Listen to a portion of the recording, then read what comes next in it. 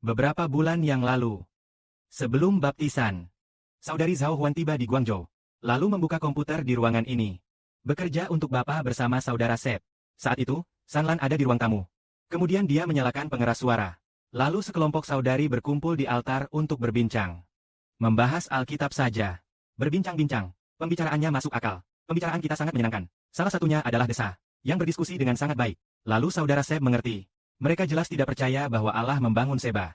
Aku bertanya pada Saudari Zhao Huan. Saudari Zhao Huan, menurutmu, di masa depan ketika menyebarkan Injil, siapa yang akan mendapatkan banyak sekali anak rohani? Saudari Zhao Heng berkata. Setelah berpikir sejenak, ia berkata, yaitu saudari-saudari yang saat ini sedang membahas Alkitab di altar. Saudara Sep berkata, mungkin saudari ini akan menjadi rendahan. Saudari Zhao Wang terkejut dan berkata, benarkah yang dikatakan Saudara Sep? Saudara Sep mengatakan itu benar. Lalu Saudara Sep berkata kepadanya, orang-orang macam apa yang akan dibangun oleh Allah? Dia akan membangun mereka yang benar-benar memberitakan Injil. Yang sungguh taat kepada anaknya dan bekerja bersama-sama. Yaitu mereka yang dengan rela memuliakan Allah. Sedangkan wanita-wanita yang berdiskusi Alkitab di altar dengan sangat baik. Yang bahkan tidak datang untuk ujian pagi atau malam. Dan sama sekali tidak memuliakan Allah.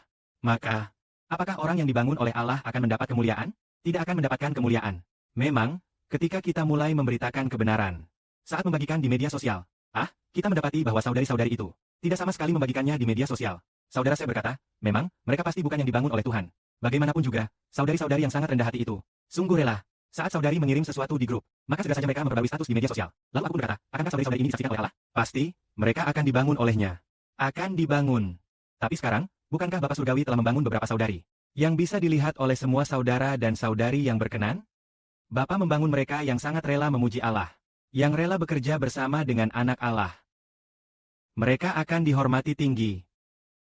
Hal inilah yang membuat kita mengerti bahwa orang yang sombong akan direndahkan.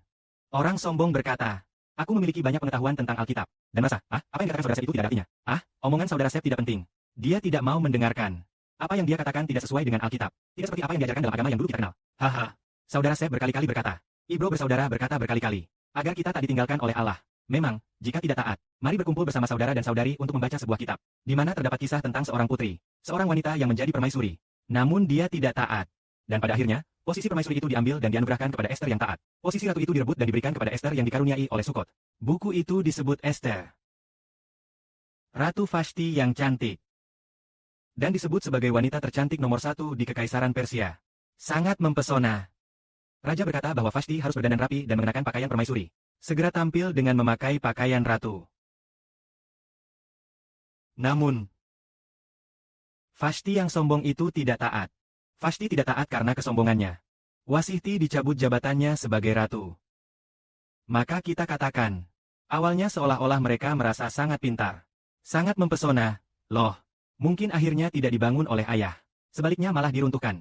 Ayah memberkati yang taat. Yang mau melayani Tuhan setiap saat. Pagi dan malam semuanya datang beribadah bersama. Baik kondisi tubuh sehat atau tidak. Semua datang beribadah. Memberikan kemuliaan kepada Tuhan. Anak-anak Tuhan dikasihi. Wah, karunia benar-benar membangun orang-orang ini. Dengan begitu kita tahu bahwa yang membangun juga Tuhan. Yang meruntuhkan juga Tuhan. Maka nama Tuhan patut dipuji. Tuhan. Mengangkat seseorang berarti ingin orang itu memuliakan Tuhan. Seperti kata saudara Ibrani hari ini. Jika seseorang punya karunia bernyanyi yang baik, namun tidak memuliakan Tuhan. Tidak mau bersama-sama membangun negara Israel. Tidak mau mendengarkan khotbah saudara Ibrani lalu pergi. Maka meskipun lagu-lagunya bagus, pada waktunya akan diruntuhkan semuanya. Karena Tuhan yang tahu cara meruntuhkan orang. Juga tahu cara membangun orang. Anak Tuhan pun mencontoh ayahnya. Ingin membangun mereka yang taat. Yang takut dan mengasihi Tuhan. Ingin meruntuhkan mereka yang memberontak. Bahkan tidak mau membangun negara Israel. Membangun negara Israel adalah membangun kerajaan Tuhan. Juga membangun kerajaan Kristus. Tidak mau membangun. Maka anak Tuhan tidak bisa membiarkannya begitu saja. Pasti harus diruntuhkan. Itu pasti dan akan terjadi pada waktunya. Jika tidak bertobat, akan dirobohkan. Maka jika hidup yang membangun bersama bersedia menyerahkan semuanya kepada Tuhan. Bahkan hari ini ada beberapa saudari, seorang saudari tiba di Guangzhou. Hari ini mengandalkan saudari itu.